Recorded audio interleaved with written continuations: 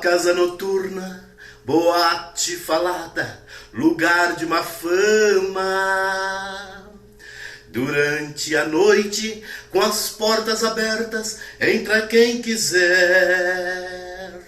Porém, nesta noite, sem que eu esperava, entrou uma dama. Fiquei abismado, porque se tratava de minha mulher.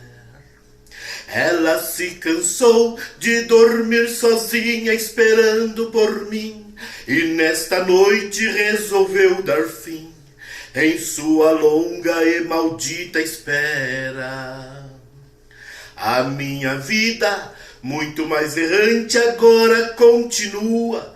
Transformei a esposa em mulher da rua, na mais nova dama do som de cristal.